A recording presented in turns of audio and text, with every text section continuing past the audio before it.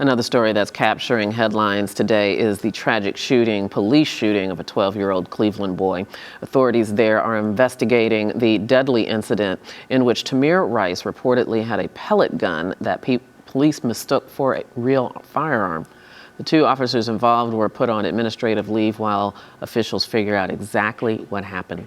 Arise News anchor Julian Phillips joins us with more on this really tragic story. Julian? Yeah, Debbie, it's yet another case where a young black male is killed at the hands of police. However, in this case, the victim did have a weapon of sorts. And the question then becomes whether or not the police acted properly. According to their account, they did. An investigation perhaps may produce witnesses who might say otherwise. The 911 call came into the police dispatcher from a witness at the Crudell Recreation Center in Cleveland on Saturday.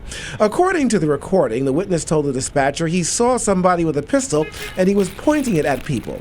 The caller went on to say that the gun was probably fake, but it was scaring people. When police arrived at the scene, they found 12-year-old Tamir Rice. They say they ordered Rice to raise his hands, but Rice did not comply and, according to police, reached into his waistband for the gun. Shots were fired and Rice was hit in the torso. He died of his wounds early Sunday after undergoing surgery. The weapon, police say, turned out to be an airsoft-type replica gun which strongly resembles a semi-automatic pistol. It appears Rice did not point the weapon at police during the confrontation. Well, airsoft weapons are realistic-looking guns. They're also called BB guns, used to play in combat. We are told that most are made with bright orange tips so they won't be confused with real guns. Police say that tip was removed from the replica gun by the boy who he was holding it. What the investigation will hopefully reveal is what was Rice doing with the gun and why the tip was removed. Perhaps more importantly, the police act properly by shooting Rice if he did not point the gun at them during the confrontation, as some have said. Debbie? Yeah, well, even, for instance, like in the Michael Brown Jr. shooting, it often comes down to the differences in what witnesses say as opposed to what the police say. Yeah. And speaking of the police, what's the police union saying about this? Yeah, they're basically saying that they didn't get any report from that police dispatch, that 911 call, that the gun might be fake. That's what they're saying. Whether that's true or not, we don't know. But that's their defense. All stuff that will come out in the investigation. Meantime, black lawmakers in Ohio, they're responding to this how? Yeah, they want to create legislation there. This is State Representative Alicia Reese, that all fake guns, all pellet guns, air replica guns, either be brightly colored or their tips have fluorescent strips on them. Now, this law is similar to a law that was passed by Governor Jerry Brown in California, so they're hoping that this new legislation will help stop lives, make sure that lives are saved. And unfortunately, this is not the first case of this kind in Ohio. No, there was a Walmart case nearby in Ohio, John Crawford III, I believe. He was carrying a rifle, but it wasn't a real rifle. He was shot and killed.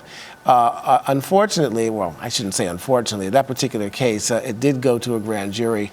The police were not indicted in that particular case. So it's just another case in a situation like this. But I guess the question is, in this particular case here, will the police be able to corroborate their story if there are no other witnesses? I think that's key here.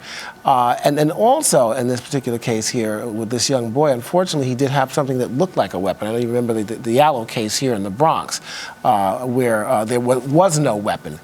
This looks like, if you look at the pictures of this semi-automatic pellet gun, it looks like the real thing. What was a 12-year-old boy doing with that? Allegedly menacing people, in a playground. That's the key question. Yeah, you would hope that some parent or guardian would have taught him proper behavior and with the inherent dangers of waving something that looks like a gun. Yeah, there is no. I don't think you can compare this case with the Michael Brown case in any form or fashion. So I don't know how much teeth this will gain. It's going to be interesting to see. And as I understand it, the police department is not releasing the identity of the police officer. Not at this time. So we don't know anything about this police officer. Know anything about this time, but we do know in this case there were two officers that responded to the scene. In this particular case, you would think that the proper police procedure was done. You had a rookie police officer and then a 10-year veteran. That's what you want to see. Unlike the case in New York City that's gaining a lot of attention now, national attention, where this young man was killed in a stairwell. You basically had two rookie police officers in a high crime area. That's absolutely ridiculous. You shouldn't have that kind of thing. But in this particular case, that doesn't seem to be the case. I want to talk about a couple of things because we have the time to do so. First of all, in terms of this little boy's family, Tamir's family, what are they saying about the police action and what they want to be done? Well, you know, I haven't heard much about what they've said, but I think like with anything else, they want to see justice. The fact of the matter is, with this particular case with this boy, it's not so much what they want to see. I think it's the questions that authorities and even community people are going to be asking them. What was he doing with this gun? And speaking of which, I think it calls into question whatever standard operating procedure is amongst law enforcement. Why is the first reaction a shoot to kill? Well, you know, that's always the case here. And in this particular case here, which will also raise some questions, and this is something I talked to a few law enforcement officers about, and they have the same question. They are claiming, as I mentioned in this piece, that they ordered this boy to raise his hands. Well, if that's the case, why would a 12-year-old boy reach in his waistband for a gun? It doesn't make any sense. It's the same thing in the Michael Ferguson case. They're talking about a young man here. Michael Brown in Ferguson. Michael Brown in Ferguson, excuse me. Is basically lunging at an officer. That doesn't make any sense.